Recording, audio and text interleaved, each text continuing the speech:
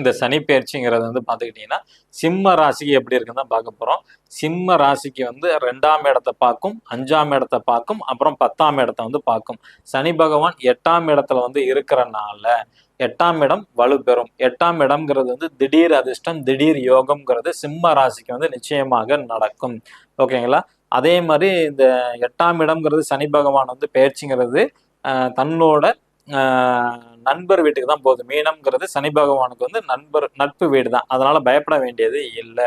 கொஞ்சம் உடல் நலத்துல மட்டும் நீங்க அக்கறை செலுத்தினா போதுமானது. ஓகேங்களா? உள்ளாடை சம்மந்த 8ஆம் இடம்ங்கிறது வந்து பாத்தீங்கன்னா மூலம், பௌத்திரம் இந்த மாதிரி அமைப்புகள் வந்து சொல்லக்கூடியது. அதுலனா கொஞ்சம் நீங்க கவனமாக இருந்துக்க வேண்டும். அதிகமா புரோட்டா சாப்பிடக்கூடாது. ஓகேங்களா?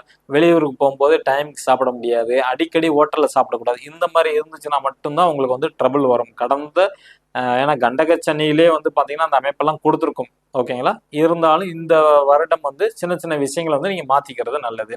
இப்ப 2ஆம் இடத்தை பாக்குறதுனால உங்களோட பேச்சு, நீங்க யாருக்கு வாக்கு கொடுத்தாலும் வாக்கை வந்து நிறைவேற்ற முடியாம தடைப்படும்.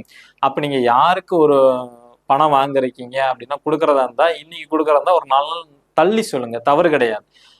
ஏன்னா கரெக்டான சொல்லி நீங்க வந்து மாட்டிக்குவீங்க. சிம்ம ராசி வந்து பர்ஃபெக்டா இருக்கும்னு நினைக்கும். ஆனா இந்த அஷ்டம சனினால வந்து அது 2ஆம் இடம் வாக்குஸ்தானத்தை வந்து வாக்குல வந்து தடை ஏற்படும். கொஞ்சம் கவனமாக இருக்க வேண்டும். பல் அல்லது கண் சம்பந்தப்பட்ட இடையூறுகள் வந்து கண்டிப்பாக வரும். இப்போ இது 2ஆம் இடம்ங்கிறது உங்க இளைய சகோதர சகோதரிக்கு 12ஆம் இடம். அவங்களுக்கு வந்து தூக்கம் சரியா வராது. அவங்களுக்கு பாதம் சம்பந்தப்பட்ட பிரச்சனை வரும். அவங்களோட செப்பல், ஷூ இதெல்லாம் காணாம போகிறதுக்கான வாய்ப்புகள் வந்து அதிகம் உண்டு.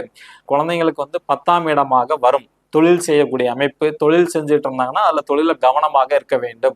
சனி பகவானை பொறுத்த வரைக்கும் நீதி, நியாயம், நேர்மையை பத்தி சொல்லக்கூடியவர். அப்ப தொழில் செய்யறவங்க எல்லாமே பர்ஃபெக்டா இருந்தாவே அந்த பிரச்சனை வந்து வரவே வராது.